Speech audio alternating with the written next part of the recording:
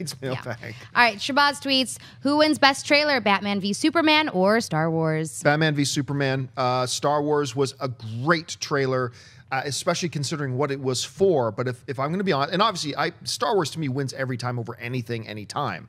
But if I'm going to try to be honest, I thought the Batman vs. Superman trailer was the better trailer, but I would believe with all my heart the Star Wars is going to be the better movie, even though I hope they're both amazing. I'm going to give Star Wars the edge slightly because Star Wars had everything that I wanted to see in it, nothing that made me think like, oh, I wonder what that is. Like, I'm still a little concerned about how you shoehorn Wonder Woman and General Zod and Lex Luthor into a story that's Batman v Superman. So I'm still a little curious about that. Nothing, I fear nothing with Star Wars. Yeah, but Star Wars has like 40 characters all shoot. Anyway, I can't pick. I mean, I think they were both so fantastic. Both great. Right. I'm not going to pick in front of you guys. All right, what's next? At SL9 Productions tweets, what movie will you be watching this Halloween? What opens this? Oh, well, we got Burnt. We got... I'll tell you right now. My brand... We talked about this on What's Opening This Week. Our brand is Crisis. That's the one I'm looking forward to all three of them, especially a good Halloween film. The sound is going to be fun. I think A Scout's Guide to the Zombie Apocalypse. But I'm right from the first trailer, I've been totally hooked on the whole idea of Our Brand is Crisis. So that's the first one I'm probably going to see, but I'm going to see all three of the new ones open up this weekend. What about you, Mark? I'm taking this question as like, what movie are you watching on Halloween? Like all-time horror kind of classic. So me and my nonfiction girlfriend, to kick off Halloween, we watched Donnie Darko, which I'd never seen before. And I can't wait to watch that movie again. Halloween night, I think I'm going classic. The Exorcist is still a little too scary for this little fella. I think I'm going to go with The Shining, the original, the Jack Nicholson Shining. Nice. Answering the question the way you phrase it, I would sit down and pop in, with the lights on, American Werewolf in London. Yeah. I might rock a little Troll Hunter, but I want to see Scout's Guide to the Zombie Apocalypse in the theater. So, all right, what's next? At Soccer Boy wants to know, what's the difference between a TV spot and a trailer? Well, generally speaking, I mean, when you really break it down, they're the same things. A TV spot is just a trailer for TV, but a trailer, you're generally thinking between 2:15 and 2:45 is how long it'll be. A TV spot is generally speaking 30 seconds long. So a TV, because, you know, they don't want to buy 2.5-minute ad block on television because that's really effing expensive. So they have these 30-second spots and theatrical trailers 2:30. How else would you define the difference? I just hate that we call them trailers. I've never understood why you call them a trailer. Why do we go away from saying preview? Preview is such a cool word. It's a preview. It's before you see the movie. It's before the movie comes on in the theater. Why do we call them trailers? Can anybody answer I'm just wondering if originally, if trailers came after the feature film. And so they trailed the feature film. I don't know that. I'm making this up totally. Ooh, but that would make sense if in the early days of the talkies, if the previews for new films came, and they stick around for previews of new movies, and they came after it, and thus trailing. Maybe that was around before the Parker brothers stole Monopoly from Lizzie McGuire or whatever. Right. Yeah. But you're right. We shouldn't call them trailers. They're previews. They're previews. Yeah. And we should have that old like preview. Let's all go to with the lot. little dancing popcorn box. Yeah. All right. Okay. What's next? At Watching Us Fade says, did the Vacation reboot doing just okay box office numbers kill the chance of a We're the Millers 2? Both movies are from the same studio. Well, let's just call it an apple and an orange. Like, We're the Millers was actually entertaining and fun and funny, and I'd love to see a sequel to that. The new Vacation was horrible garbage, unfunny, disgusting hot mess of nothing. And I hated every second that I was enduring when I was on my plane ride. And I was like, I'm not turning it off. Maybe it's going to get better. I laughed once. Actually, I laughed twice because Holly was watching the 40-year-old version, so just that one scene of Paul Rudd at the end dancing forced a laugh out of me silently as I endured Vacation. I have fears about the new Spider-Man because those two guys are writing it. Boy, that was such a disappointment to me. Vacation was horrible. And one has nothing to do with the other. They're not linked. They're not linked. They're two totally. And also, don't forget, while they were both made for roughly the same budget, I think they were both around the $40 million range. We're the Millers made almost triple the amount of money that Vacation did. I think Vacation came in around, I actually got the number in front of me. Vacation came in about 104, 110 internationally, worldwide, all totaled. Whereas We're the Millers came in at about 270 million on like a 30 or 40 million dollar budget. So they're not going to look at an obvious cash cow and go, huh. But this other totally unrelated movie didn't do well, so we're going to take a pass on this. Totally unrelated. Yeah, and Vacation wasn't so bad that it ruined a studio. Like, oh, we're never making comedies again. Right. Like, Vacation, I didn't love it either. I thought it went to gross out humor too much. We're the Millers. I'd love to see a sequel to that if Me you can too. shoehorn Nick Offerman's character in there. I was somehow. about he's to gotta say, get back in there, yeah. Offerman has got to be returned. Yeah. He's like one of the highlights of Where the Millers. It's Catherine Hahn was his wife, was it Yes. not? I love her. I love it when she pops up and things. All right, what's next? Benny tweets, how much knowledge or story do you need to know to enjoy Star Wars Episode 7 for people that have never touched the original Star Wars?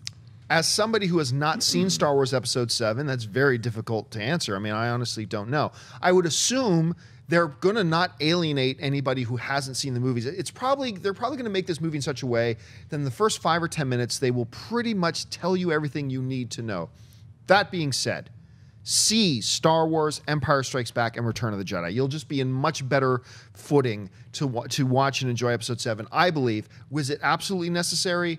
I got a feeling it probably won't be, although I haven't seen Episode 7 yet. But I think you're probably putting yourself in a good position if you go out and watch Star Wars, Empire Strikes Back, and Return of the Jedi. How do you guys see it? Star Wars does an amazing thing where they give you 3 paragraphs of exposition right up top. So Right. you Yeah, know with the they're going to tell you paragraph what scrolling, has yeah. happened. Now, it's going to be a lot to recap. 30 years have gone by since Return of the Jedi, so you're going to have to cram a lot of information into that pretty much tweet of a sentence. But I think that you don't need to see anything. I think that this movie is going to do a good enough job of telling you a new story. Now, you can be like me and worship the original trilogy. You could be like Campy and Christian. You can read all the books. Whatever your level of Star Wars going into it, I think you're going to love this movie. Yeah, and I think Han Solo is going to be the Obi-Wan of this movie, because like Obi-Wan in the very first movie was like, you know, your father died the during the exposition Clone tool. Wars. He was, this is what a lightsaber is. It's a, he gave all this exposition, during a cool scene with Luke turning this lightsaber on. So you found out there's more to this old man and this and that. Han Solo is going to play that character by talking about the dark side and the Jedi and the war that's now been transformed into these other things. So I don't think you have to see the first 3, but I think you should see the first 3. They're Here's great a good films. example, though. Here's a good example. If you watch 4 people sitting in the theater watching Episode 7, 2 of them together here, 2 of them together here, and then Han Solo comes on screen and says, "Chewie, we're home." These 2 guys are watching the screen going, wow. And these 2 guys are in tears. I'll tell you which ones saw the original trilogy. That's right. Those are the guys that saw the original trilogy, and it just makes it's all that more meaningful to you. So, like I said, it won't be a prerequisite, but I would recommend it. And as a social experiment, I'd almost like for some people out there who haven't seen any of the Star Wars movies to not see them until you see Episode 7. Like, That would be interesting, Make yeah. that your inaugural venture into the Star Wars world, Right, and then let us know what you think. Now, having said that, we still have like a month and a half, 2 months before we see this movie. So if you're bored, see Star Wars. Do you know It's if Alicia awesome. Malone ever saw Star Wars yet? She had seen them. I No, think. she had. I think she had seen them. Really? I don't think she's seen the prequels. She said she had. I think she told me she's she had. seen the originals. Yeah, three. so she's not the true Star Wars. If not, I'm movies. placing a phone call right now. All right. What's next? Let's see a couple more rapid fire. Okay, I've seen this one like 25 times already. Dylan wants to know, what if Luke Skywalker is already dead before The Force Awakens? A Force ghost? We already know he's not. Nope. No, he's not dead. Yeah, before. let's not have that No. happen. All right, what's next? Alex tweets, what happened with the Leonardo DiCaprio biopic about President Woodrow Wilson? Yeah, I haven't. But here's the thing, though. With Leo, like 18 projects come out that he's announced to be attached with, and sometimes they work out and sometimes they don't. I haven't heard anything to suggest it's moving ahead. I haven't heard anything to suggest that it's dead. He was also supposed to. Wasn't he supposed to do Frank Sinatra as well? Ooh, Wasn't he going to do Frank Sinatra with Scorsese?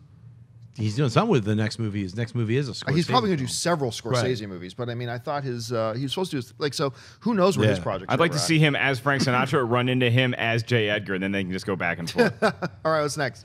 At Flirt tweets, I recently saw We Are Your Friends and I enjoyed it, but will this hurt Zac Efron's career?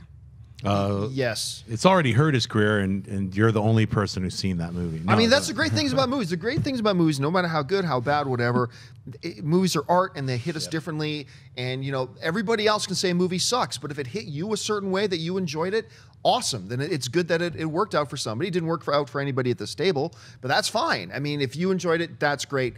But because most people really hated it, it probably will hurt his career at this point. Let's see how his next couple films do, and maybe he can recover from One that. of which might be Neighbors too. So I think he might have to be in a couple of those franchising movies he's already associated with before you get back in front of a movie poster by yourself. But I don't think long term, I don't think it'll harm it. 2 more quick ones. Kieran tweets, what do you guys think the reasons are for The Walk not being a successful movie? I mean, that's a great question. I mean, that's really one we could do a 20-minute special on is why didn't people go out to see it? Schnepp, what are your initial thoughts? I just saw it like 3 days ago. I thought it was an entertaining film. It felt a little underwhelming, I'll say that. Like, it was, the special effects were great. It was great to see the Twin Towers again. It felt like a love letter to the Twin Towers more so than a story about this insane dude who wanted to, I must climb, I must walk across these. You know what? I didn't find myself that enthralled by this guy's vision of tightroping. I didn't really like the main character. I mean, I thought Levitt he was good, and really, bravo to him for learning how to tightrope walk and ththings like that. But honestly, it was sort of like, aside from the really cool, like, whoa, my stomach's feeling weird because they're doing these low angle shots of like, you're all on the top of the World Trade Center. It was kind of one note to me. It was like, oh, this weird, crazy French guy wants to get on and walk across the World Trade Center. There, he did it. The end of the movie. So I found it was a little one note to me. I don't get it. I thought more people should have gone to see it. It was a great theater experience. I loved watching the movie. So I saw ads for it. Like watch ESPN a lot. They I saw a lot marketed of it. Yeah, I don't get it. Yeah, I'm still not sure why. I'll admit that the trailers didn't blow me away, but I thought they were decent trailers. They certainly marketed the film enough. Joseph Gordon-Levitt is a reliable performer, and people like him, although maybe some people didn't realize it was Joseph Gordon-Levitt with the wig and the French accent. The French accent and stuff like that. Maybe that alienated some people. I don't know. I'm say, wait, so the movie's about this one time he walked across the wire, and maybe that turned some people off. I don't know. It was a movie that deserved better than it got, but it's a good question. We should probably go in that more in depth. All right, last question of the day. Jason says, if you could visit any set in time just to observe, which one would you visit? Star Wars. Ooh. Be there when George Lucas had everybody telling him this movie will never work. All the crew hated the movie. They all laughed at him. As they were making the movie, the crew were laughing at George Lucas, saying this movie's going to be a disaster. Even a lot of his own actors are telling him this is going to be horrendous. I would love to be there and just listen to them and grin. I would love that. I would like to be there, but not in Tunisia, where it was like 100. Where it's 125 degrees. I would like to be on the set, of Pinewood or something. Yeah, see, I think I'm going across the country with Peter Fonda and Dennis Hopper and Easy Rider. Because like they filmed during the day actually riding across country. Then at night they just stayed at like a random cheap hotel and just partied their ace off. That's what I want to do. I want to be on set with Francis Ford Coppola directing Apocalypse Now. Nope, I do not. I do. I would never. I want to be, because that was like a miasma of partying, drugs, sex, craziness for like almost 2 years. That sounds fantastic. It almost drove everybody insane. It sounds fun. Hey guys, if you like this clip, click here to watch the entire episode. Also, make sure you subscribe to our YouTube channel because it'll help you stay up to date with all the stuff we've got going on here at Collider.